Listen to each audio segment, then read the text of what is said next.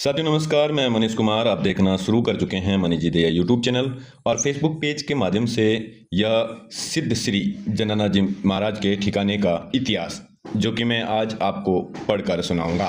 अगर आपको ये इतिहास सुनकर अच्छा लगे तो लाइक शेयर ज़रूर कीजिएगा, अपने दोस्तों के साथ साझा भी कीजिएगा।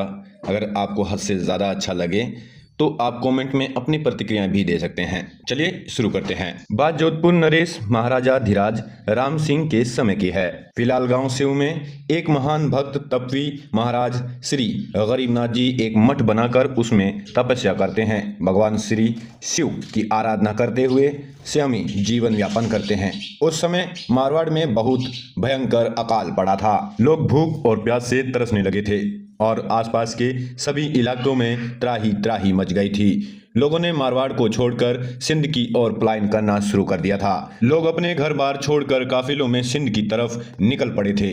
एक रात किसी काफिले में एक बीमार औरत का चलते चलते रास्ते में ही निधन हो गया, जिसकी गोद में एक छोटा केवल 6 माह का बच्चा भी था। लेकिन उसके साथियों में से किसी की भी नजर उस औरत और बच्चे पर नहीं पड़ी, क्योंकि लोगों की अकाल से आत्मा भी मर चुकी थी। वे केवल शारीरिक रूप से जिंदा थे।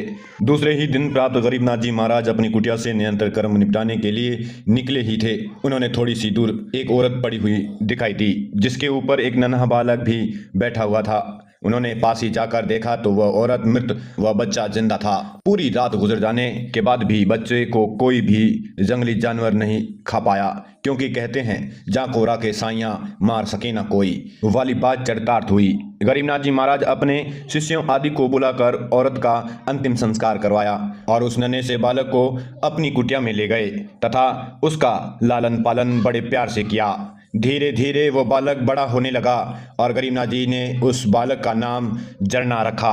वह उनके शिष्यों में से सबसे प्यारा शिष्य बन गया और गुरु की भांति जरना भी शिव की भक्ति करता, गायों को चराता, गायों का दूध पीता, मस्त रहता। एक दिन वे जंगलों में गायों को चराने गए थे। वहां कुछ साधु की टोली जगन्नाथ को दिखाई दी। वे साधु चतुर्मास कहने वहां ठहरे हुए थे। जरना उनके पास गए और साधुओं को आदेश करके उनको आदर सत्कार दिया तथा साधुओं को अपनी गायों का दूध हमेशा देने का वादा किया। जगन्नाथ जी रोज सुबह शाम उन्हें दूध पिलाते, उनकी सेवा करते, गायों को चराते। इस प्रकार 4 मास पूरे हो गए।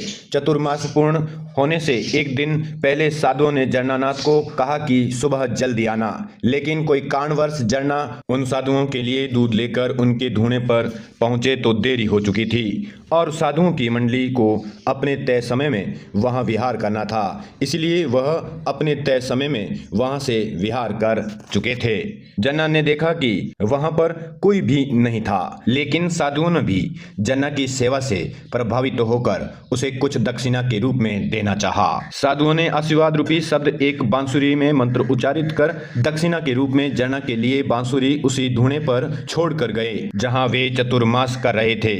सभी साधुओं ने अपनी तपस्या का कुछ हिस्सा बांसुरी में डालकर धूणे के पास एक सेवण घास में रख दी। जगन्नाथ वहां आएगा तो वह अपने आप ही देख लेगा और यह बांसुरी उठा ले जाएगा। संयोगवश ऐसा ही हुआ। जन्ना वहां जाकर इधर उधर देखने लगे तो उन्होंने एक सेवण घास में एक बांसुरी पड़ी दिखाई दी। जन्ना ने उसे उठा ली।